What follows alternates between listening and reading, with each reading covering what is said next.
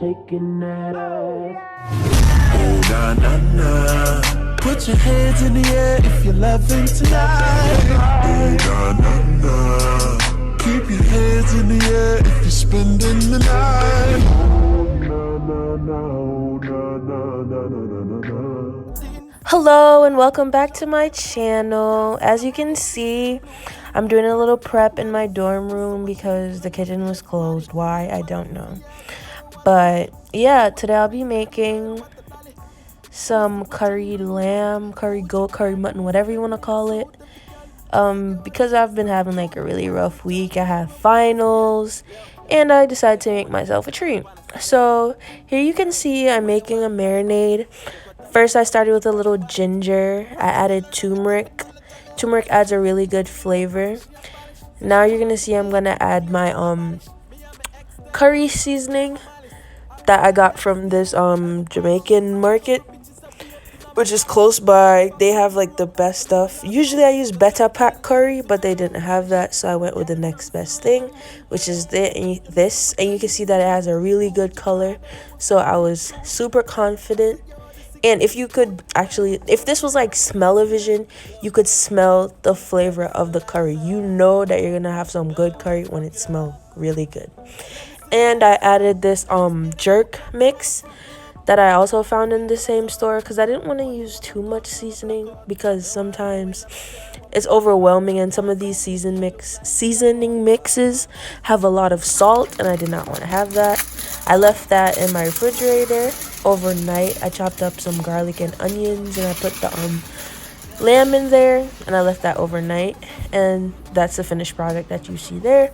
So it literally had more than 6 hours to marinate, so you know the flavor was well soaked in and all of that. So you know we're about to have a really flavorful meal. And we all know that curry stains, so I had to like get some gloves for this situation because I was not ready to have my fingernails stained. And I have some butter beans that I love in my curry to put after. So you see that I added some oil to the pan that's on the stove because I'm ready to cook. This was already marinated overnight. I was just ready to cook because I was starving.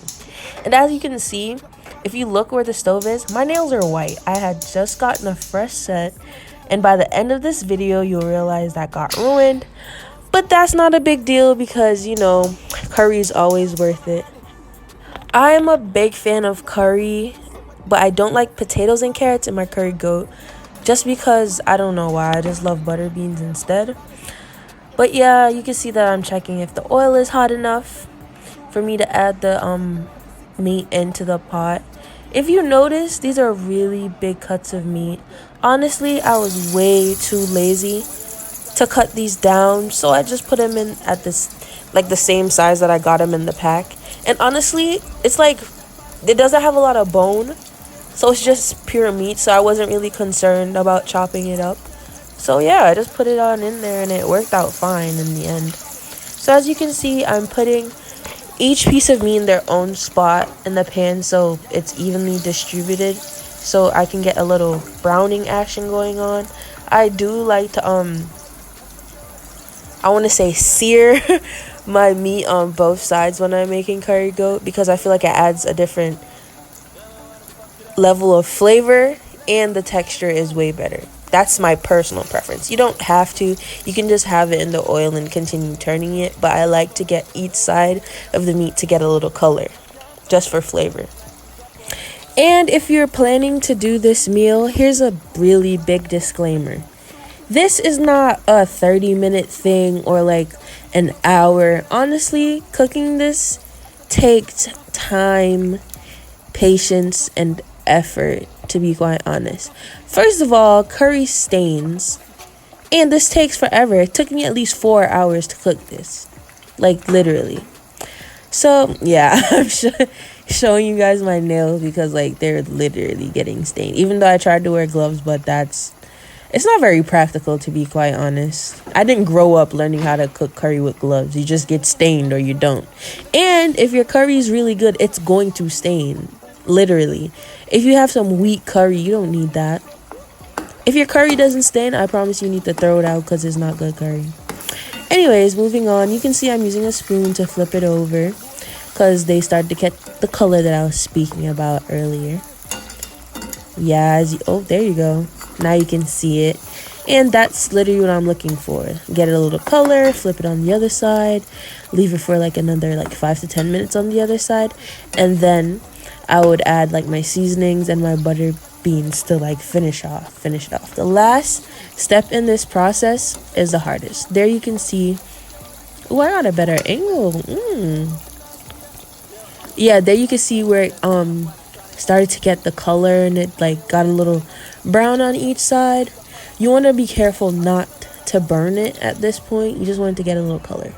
So I am trying to save money, so I went to the cafeteria.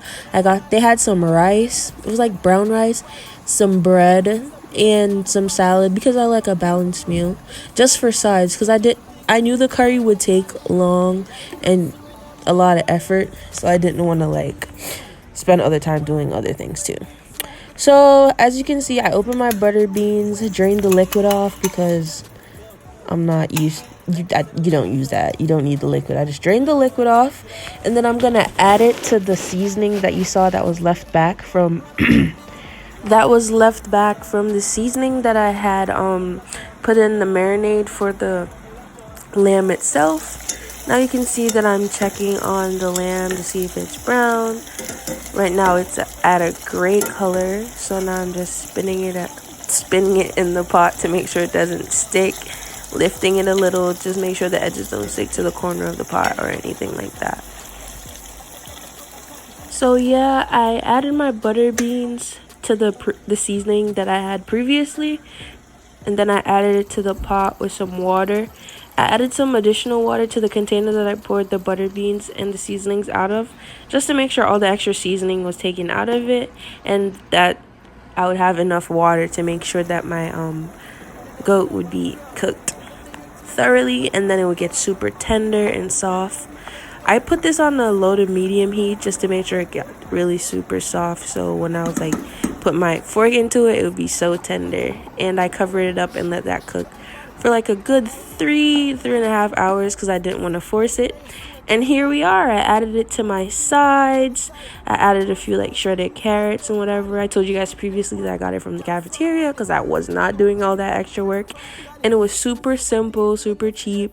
And this was also under $10. So save your money, guys.